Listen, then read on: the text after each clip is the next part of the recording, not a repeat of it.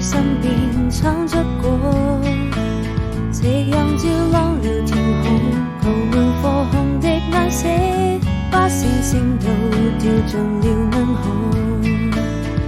這個生日快樂，最浪漫的時刻，溫暖你心裏某個角落，願意收集每一片雲朵，一起聽暖風訴說。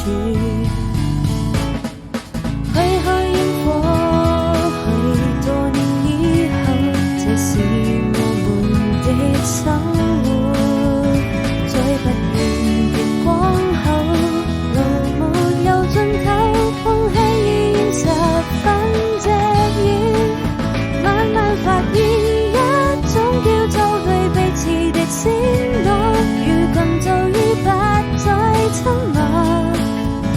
這氛圍從來難分對與錯，知否這也不算什麼。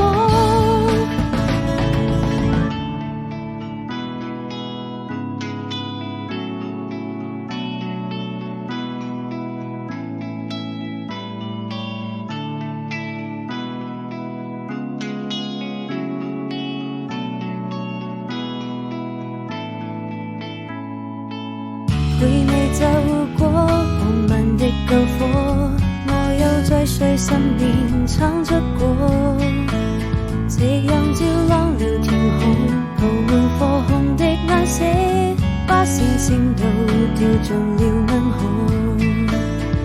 這個生日快樂，最浪漫的時刻，溫暖你心裏某個角落，願意守